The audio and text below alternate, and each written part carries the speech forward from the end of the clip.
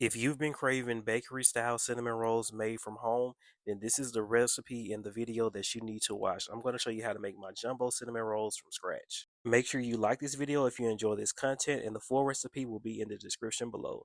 So the first thing we're going to do is we're going to get some milk and some butter. I'm going to melt down my butter and warm up my milk. And while that's going, I'm going to take some all-purpose flour, some salt, a little bit of baking soda, and we're going to get some diastatic malt powder added to this as well. Now, this is a diastatic malt powder that I'm using, but once we get everything melted down, our butter and milk, we're going to add a cup of sour cream. Now, you can replace this with yogurt if you don't like sour cream.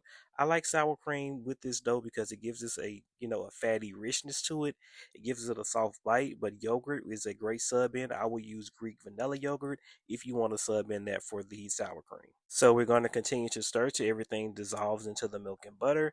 And once that is in there, we're going to add in some granulated sugar. Now, this is a lot of sugar, but this is an enriched dough. So, just kind of look away for this time. Then we're going to add in some yeast on top of our sugar, and we're going to mix that together. Now, I, being a professional who has made a whole lot of dough, do not check to see if my yeast is alive. But if you want to do that, wait till you see bubbles before adding it into the flour, just so you can ensure that your yeast is not dead.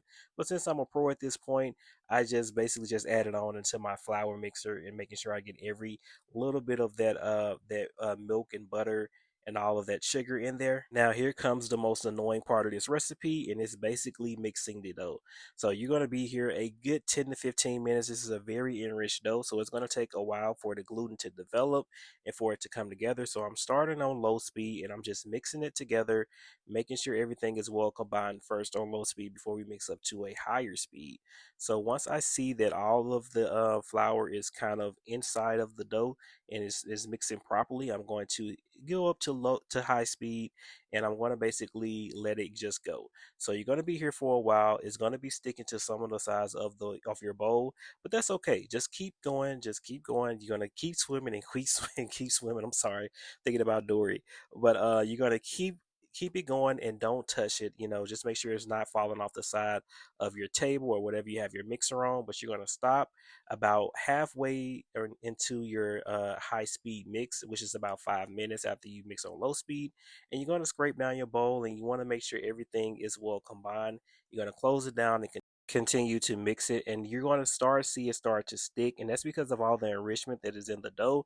So it's going to take a while, like I said, to build the gluten. So you're going to get upset. I know you're going to get frustrated with it taking so long, but you do not want to add any more flour. If you add any more flour, your dough is going to be drier. It's not going to bake up as well, and you just need to exercise a little bit of patience right now. I know it's kind of hard right now. You just want this to be done, but eventually it's going to start coming together, and it's going to start separating from the bowl. But it's going to take a minute. So this whole process, like I said, took me around 10 to 15 minutes. But you do not want to rush this, and like I said, do not add any flour. So right here, I'm giving a pull test. You can see the gluten is started to develop, and I'm able to pass the window pane test. So I'm going to stop right here, and we're going to take our dough out, and you should be able to handle it. It should be a little bit sticky, but it shouldn't be just like sticking to your hand. So I'm going to fold it up. I'm going to grease me a bowl, and I'm going to put my dough inside of there, and we're going to let this proof up for about 90 minutes. I let mine go for an hour and 30. And it might, depending on the temperature in your home, it might rise faster or it might rise a little bit slower. So just put this in a warm place. The warmer the place, the more it's going to proof up faster. So you just see me kind of circling the dough around, trying to get it into a tight little ball. I'm going to cover it up, and then we're going to put it in a warm place. And while that's going, we're going to work on our cinnamon filling. So now I have some brown sugar going in, and I have some very, very, very room temperature butter. Like this was past room temperature, but that's okay. It wasn't melted just yet. So we're going to add in a little bit of cinnamon as well. And we're going to add that to our bowl, and we're going to add a little bit of salt, to kind of balance out the sweetness. It is optional for you guys, and we're going to cream this for about 5 to 7 minutes. I have the paddle attachment that has the rubber little spatula on the side, so as it's creaming, I don't have to stop as much because it's swiping the size of the bowl. But what you're looking for it to change color, so this is going to take a minute. The reason why we're creaming this so much because we don't want the butter and the sugar mixture to melt outside of the cinnamon roll while we're baking it. We want all of that hot, gooey goodness inside of the cinnamon roll and not at the bottom of the pan. So that's why we're creaming it for this long. Basically, how you just cream a cookie, that same process is the same one we're doing here. So now we're going to take a brownie pan and we're going to butter it down really, really, really good. You want to do this because sometimes the cinnamon roll can stick, especially when that butter and sugar is at the bottom of your bun. It can stick to your pan really bad. So definitely make sure you do that. Next, I'm going to get a cutting board and I'm going to basically just flour it down. I'm using a cutting board because I know the exact size that I want the cinnamon rolls to be. So basically, we're going to flour down everything, even the rolling pin, and I'm going to take my dough out. It is proof it's doubled in size, and I'm going to take it and I'm going to start pressing it out a little bit before I use my rolling pin. But I'm rolling it out basically the length of the cutting board. It should be at a 1/2 inch thickness. So as you see me study pulling it out, I'm kind of just kind of rolling back. Sorry you see my arms in the video, but I'm rolling to the side as well. And then I'm going to get everything squared up. So once it's squared up like this, you can kind of see like it's the length of the cutting board. And once I get everything squared up, I'm ready to go with my cinnamon sugar. With this particular cinnamon roll, I'm making jumbo size cinnamon rolls, and we're going to cut those in a second, and you're going to see how big they are. But I also wanted to note that if you want to make yours smaller, you can definitely get 12 small or regular size cinnamon rolls out of this. I'm not doing it because it's only four of us, and the big jumbo cinnamon rolls is what my family likes.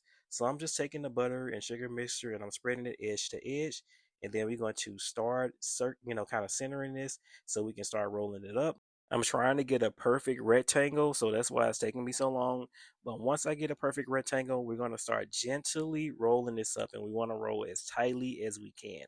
So I'm kind of pulling back and rolling at the same time, and you can kind of see me get it to a certain point. Once we get it into that certain point, I'm going to get a serrated knife and I'm going to start making a pre-cut for how big I want my cinnamon rolls to be. I was kind of questioning if I should, kind of make the cinnamon rolls big as they were, but I went ahead and did it.